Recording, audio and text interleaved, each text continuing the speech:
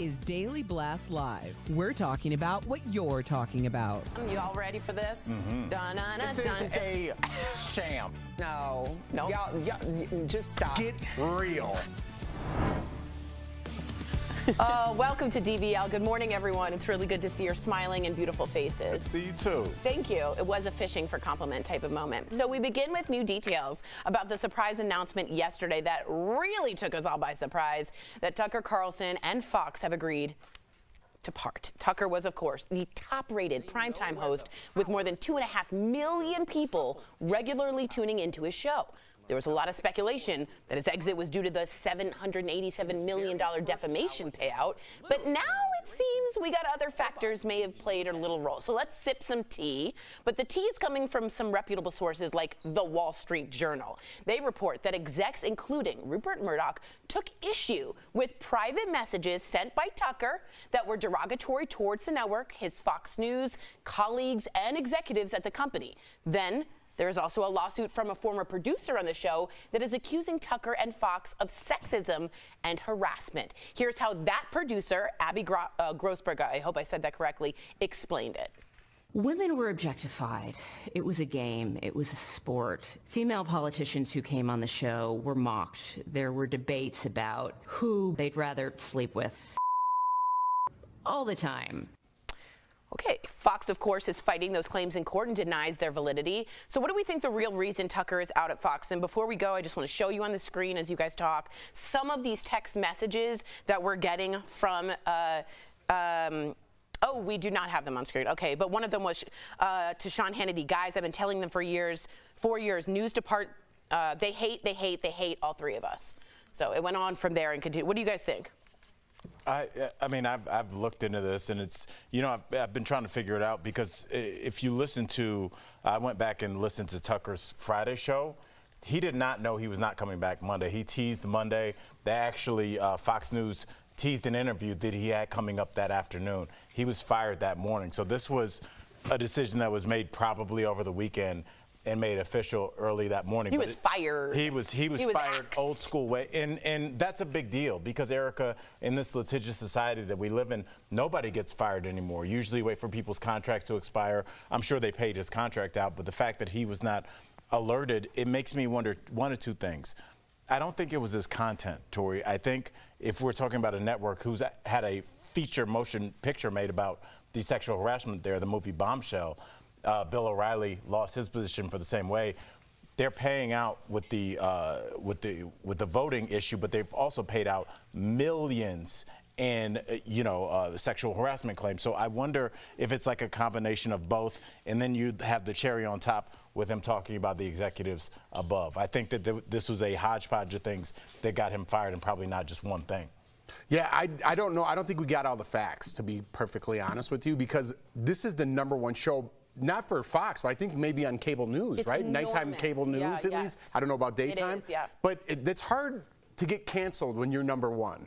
You know, we've learned that over the last couple of years. Totally. So something else must have happened. Or he's got a more lucrative deal somewhere else, starting his own podcast or YouTube. I don't know how that's more lucrative than $30 million, I think. It wouldn't be. I don't know how much he's making, something around there. Yeah, he's making a lot. So I think there's more to the story that we don't really know about, because when you have the #1 show, like I said, it's hard to get canceled. It very is. I want to hear Erica's take on this. Meantime, you guys know over at CNN, we aren't over with the heads rolling. Popular host Don Lemon was also fired yesterday. There's a lot of speculation about what the cause was. First off, here's how his fellow CNN This Morning co-host addressed Don's absence this very morning. Take a look. Don was a big part of this show over the last 6 months. He was one of the first anchors on CNN to have me on his show. That's something I'll obviously never forget. I agree with Chris. We wish him the best. Yeah, we certainly do. Don was one of my first friends here at CNN. I'm so thankful to have worked alongside him and for his support for nearly 15 years here, and I wish him all good things ahead. Caitlin and I are really proud of this show. We are so proud of the dedicated team that works around the clock to bring you the news every morning, and our priority is you, the viewer. We're grateful you welcome us into your home each morning. That's a hard transition. They did well. Yesterday, Don tweeted this out in response to his firing, saying, quote, "I am stunned.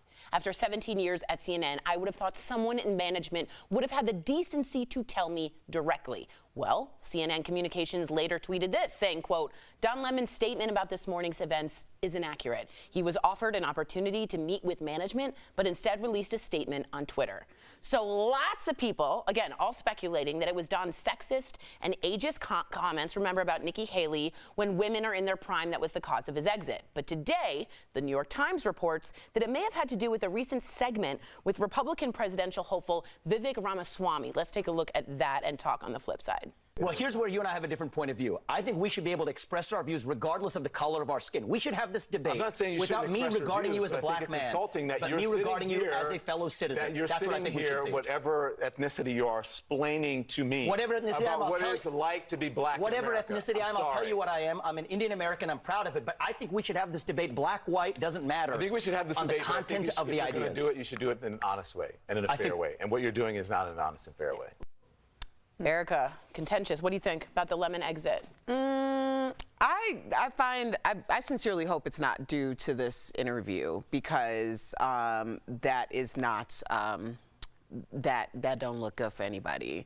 I know a lot of people have feelings about this. I didn't see, like, I was asking this morning, like, what is the other side of the equation? And apparently it was that he came across as racist for saying, I don't know what ethnicity you are. I think it's probably the right move to question or not say, assume what someone's ethnicity is. And you're also talking about a back and forth that went on for quite some time, where Vivek is asserting himself into the shoes, in that particular case, of Don Lemon. Don Lemon, in that situation, like, let's assume that this was a part of his departure, was really in a very crucial position, because there's going to be a segment of the audience that says, like Al always says, oh, you gonna let that ride? And I would have been a part of that segment. I would have been a part of the segment that's questioning why someone who isn't black is using words and organizations such as the NRA, knowing that the NRA is going to be a hot button issue. You can't just float things on live television because you think you have the platform to do so. We have had that situation with a guest, and we were in that situation, and that was a very difficult situation to be in, because it is a guest of the show. Sure. They were invited to be here, but just like you're a guest in my home, if you disrespect me, you will be asked to leave. I think the decorum goes out the door when you're trying to get a got you moment out of someone who's sitting in that seat. So I don't know what the reason for Don Lemon being let go from CNN was, but I certainly hope that that wasn't it, because that's not it. Let us know what you think. Coming up on DBL, Ray Romano reveals he's lucky to be alive. After a severe heart blockage, Dr. Coley is here to talk all about what happened. And President Biden, yes, officially announces his 2024 White House run. Will his age be a factor in whether he gets reelected? Stay tuned for that. DBL, this show is amazing. There's a lot going on down here. I would have been part of the Mile High Club. Yeah. So on point. But I'm going to have a conversation about what's happening now. All right, Erica, you were talking about Don Lemon's departure. I also wondered if it was just ratings. You know, it seemed like he was too quick. Something happened. I mean, but he's been struggling. They've moved his time slot. It was Don Lemon at night. There was Don Lemon He's in the still morning. the top guy, though. But oh, you're talking about Don Lemon. Excuse me. I'm so sorry. No, not talking Excuse about me, I'm so Carlson. sorry. I wonder if it's ratings, and sometimes they need a thing to get you up out of there. Yeah, well, I think Tucker Carlson was more shocking, his departure, than Don Lemon, because if you paid attention, there's been quite a few hit pieces out about Don Lemon. Variety came out with a very extensive hit piece, so it seemed as though this has been coming for quite some time. And also, the way that his former colleagues are speaking about him after he's no longer there, you will notice that there's a few different ways that people can depart from television or any type of media. If you are in a situation where your former colleagues are speaking of you at all, especially in a positive way, as what they did in their situation, that's very telling in itself as well, because there is like a black hole that people tend to fall into when things aren't going down cope aesthetically. Right. I look at these networks like CNN and even platforms like Twitter, and you see that after the departure of Trump, the struggle to get ratings is real. And Fox didn't have that because they're more of a grievance-based show. definitely want me I think we've seen some of the fallout, and I think the ratings, and I think Don Lemon was a unfortunate casualty of that. Ready for resale?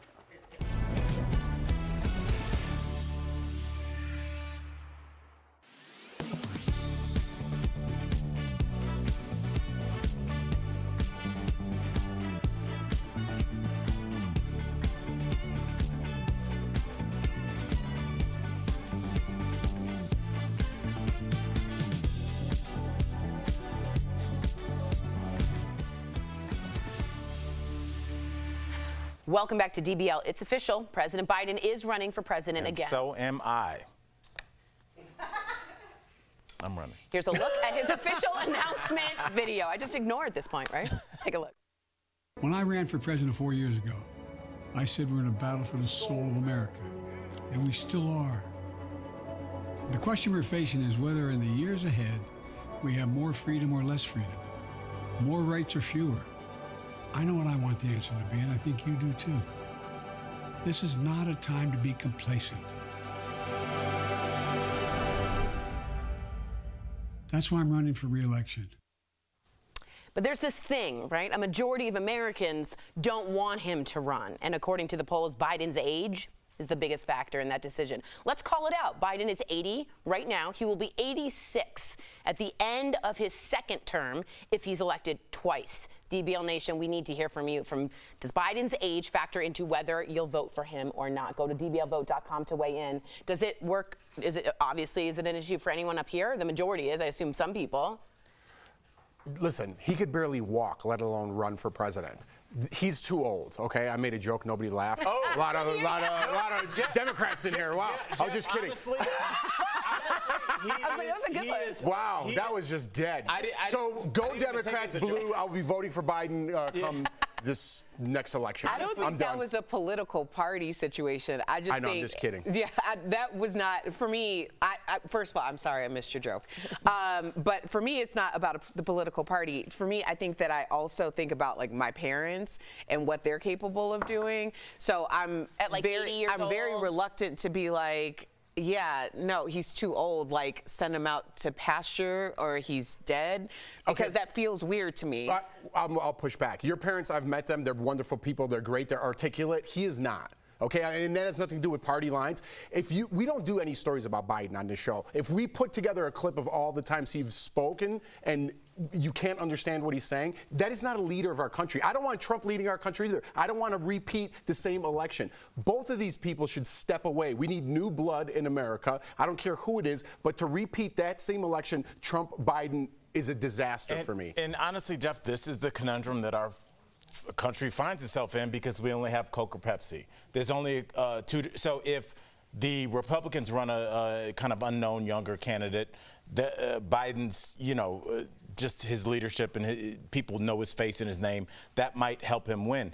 If the Democrats run a younger kind of unknown Democrat, unless it's a young Obama, which came out of nowhere, now you're vulnerable to attacks of they don't know what they're doing yet. Let's go with Trump. He's been president before. It's this weird thing because we only have two choices. And we only have a few seconds left. Everybody's scared to put another. It's a two-party system. Everybody's scared to put a new candidate out there. I agree with you for guys. both sides. Stick with us in the discussion. I want to get to the poll results. 49% of you say yes. So it's 50-50. It is 50-50 whether or not Biden's age really bothers you all. Let us know. And the app and also on the YouTube, we can talk with you. We'll be right back.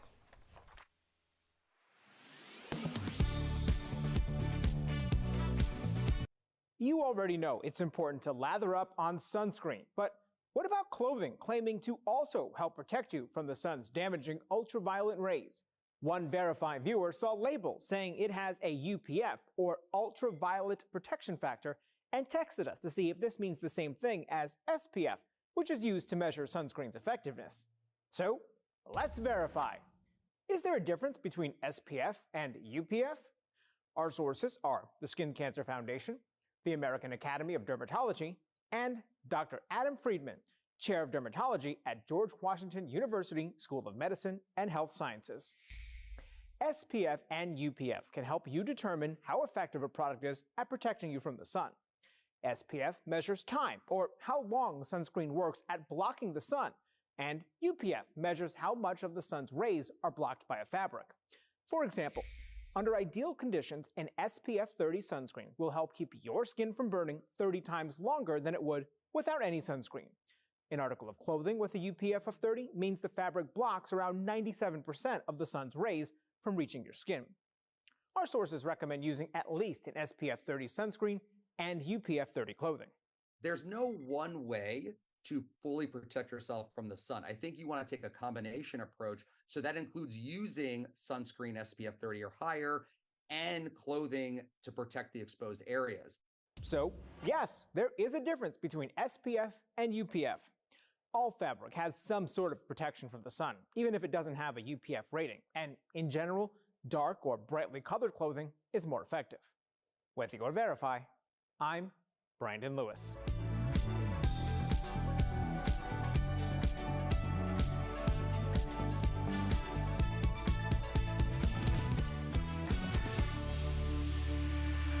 Welcome back. There's a lot of medical news making headlines today. So we have Dr. Paul Coley here. Thank you for coming. A lot of questions. Yeah, let's jump right in, Doc, okay? Which doctor am I talking to? Let's use Dr. Coley today. He's running for president now. Okay. He's a politician now. That's right. So we'll stick with you, Doc. So, Dr. Coley, Ray Romano underwent heart surgery after doctors found a 90% blockage in a major artery. So how do you know when you have a blockage? After a big dinner? That was another joke. That didn't land today. I'm throwing them all out. Down here. It landed a little bit. So I love Ray Romano, and I was shocked to hear he has a widowmaker blockage, and it's called the widowmaker because it used to make widows. It is the LAD, the artery that goes down the front of the heart, one of the most important arteries in the heart. So, you know, if you think about a blockage, it can develop slowly over time. What happens when you exercise? You need more blood flow. If you can't get that blood flow, that blockage starts to manifest with chest pain or shortness of breath. And Ray had chest pain while he was on the set. So that's one way in which the blockage can manifest, is with, you know, symptoms. But, you know, remember Mr. Big in Sex and the City? He was just on the treadmill, dropped dead. A blockage can also manifest with a sudden cessation of blood flow, where a blood clot forms. So one gives you a warning and the other doesn't. Can you prevent that very quickly before Tori jumps in? That's what my question actually is. Oh, perfect. Which is great to say. He regrets, Ray, I know him well, not starting medicine or eating healthier. How effective is diet versus medicine in preventing this? 80% of heart attacks and strokes are preventable with lifestyle changes and risk factor modification. Dang. So I think this is Ray giving the rest of us a wake-up call. Heart disease is the #1 killer. It is a natural process, and we can't keep saying, oh, I'll work on diet and exercise, because we know that diet only can reduce your cholesterol by about 20%. Because most of the cholesterol in our body, guys, 75% of it comes from what our liver makes. It's our genetic set It's what your parents and their grandparents, right? You told me that in your office. Yes. Do you remember my husband as well? Yes, absolutely. Statin as well. My husband That's as well. right. Yeah, and so we know that, you know, excess cholesterol is a toxin. It's poisoning your arteries over the course of your entire life. And then you wait for that blockage to develop like Ray did, and then you start to treat it. It's almost a little bit too late. What age would you say? Because is this more prevalent in men? Because I think Jack Pearson from This Is Us also had like a widowmaker really? or something. Like on the air? Like no, is no, the character? like the character, Oh, yeah. wow. So heart disease is the #1 killer of men and women. Postmenopausal women have a risk that's equivalent to men. Premenopausal women are relatively protected, but I've started treating patients in their 30s and 40s, just like Al here, right? Because the earlier that you can get that cholesterol down, that you can get rid of that poison, you've basically changed the trajectory of that train, so it never ends up in that destination with that widowmaker blockage. Wow. All right, Doc, we only have about 30 seconds left, but you know we got to talk about COVID. The CDC is recommending that, you know, people get boosters. Who is eligible and who should get one at this point? So anyone over the age of 65 or anyone who has a compromised... You beat me to it. He's an old soul. Not your soul over 65, but your actual age over 65. Or if you have a compromised immune system. Because at this point, guys, we're getting another booster probably in the fall. So the people that need extra protection are the ones that we would recommend to get that updated bivalent booster. Fantastic. Spread that word to everyone you know, you guys. Dr. Coley, as always, thank you so much much for guiding us through and answering our questions. Did you know Dr. Coley is a podcast? Check out Heart of Medicine wherever you get your podcasts. And I said that as beautifully as the podcast is. Yes, you almost nailed it. I did. I almost did. We'll be right back. Thank you, Doc. Appreciate it.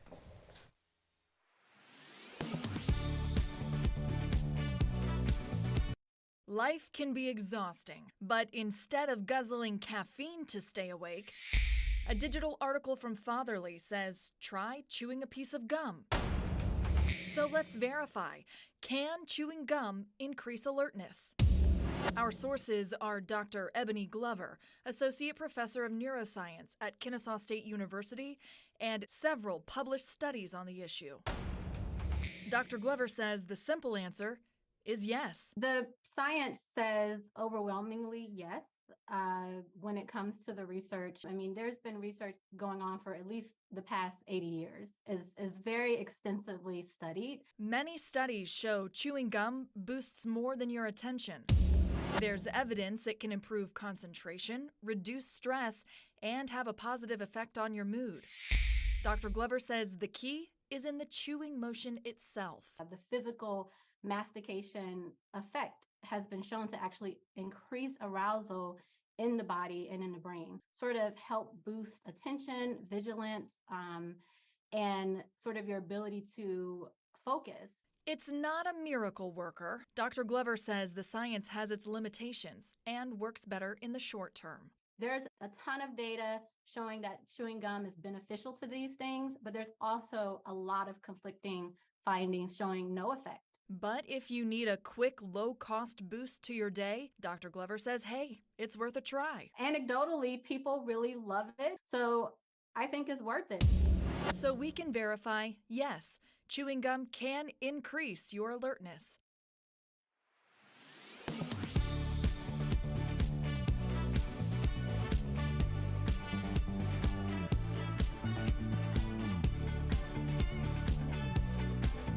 This Charlotte Reddit user is asking if they will be thrown out of court and forced to serve at a later date for what they will wear. So is there a dress code if you're serving on jury duty? To get the facts, we went to attorney Gary Monty, partner at Monty PLLC, the North Carolina Judicial Branch, and the United States District Court in the Eastern District of North Carolina. On its website, the U.S. District Court states there is no formal dress code for legal proceedings. However, they remind everyone that court is a solemn and dignified place and to dress with that in mind.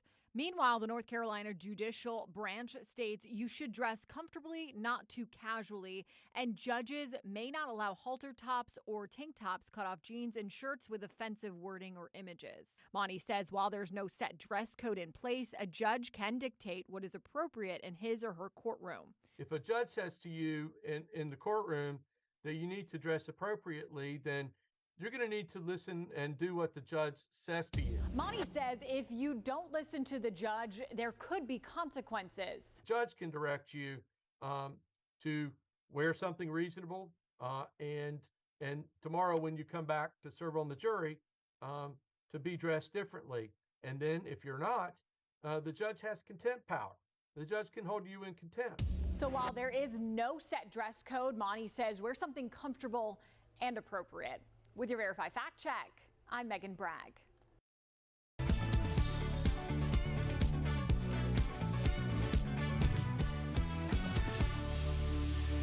3 years ago. Welcome back. We got some amazing products from our friends at Morning Save. Check them out.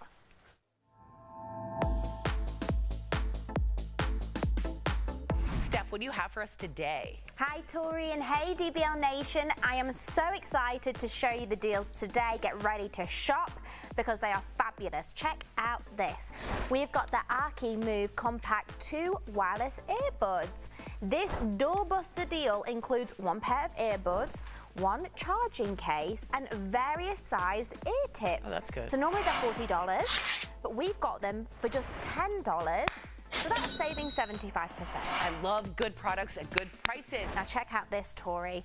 This is the Joshin V16 cordless vacuum cleaner. This vacuum is great because it is cordless, so you don't need to worry about tripping on a cord, which I definitely do. Me too. And weighing just over 5 pounds, it's comfortable on your hands, easy to maneuver, making it perfect. Normally it's $299. We've got it for $79.99, so that's saving up to 73%. You know where you could use this? Charge it, go to your car. Great idea, Tori. Thank you so much. All right, now Tori, check out this. This is the Diamond Muse two-tone silver heart pendant with diamond accents.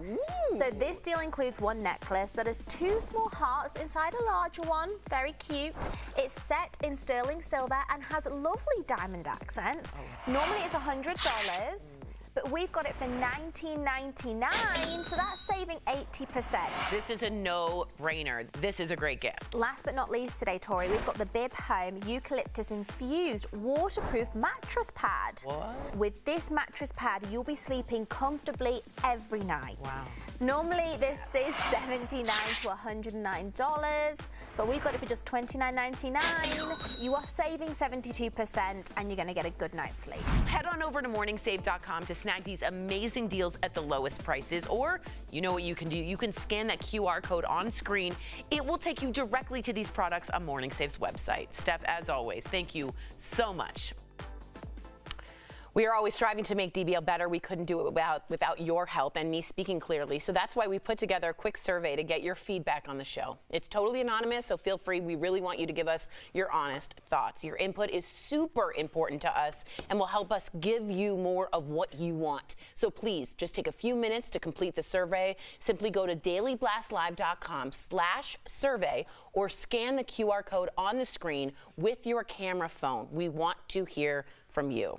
And before we go, we have to get to this sad news. Singer and actor and activist Harry Belafonte has died at the age of 96 from congestive heart failure. Harry took Hollywood by storm in the 50s with songs like Jump in the Line, my favorite, and also his role in Island in the Sun, and also Deo.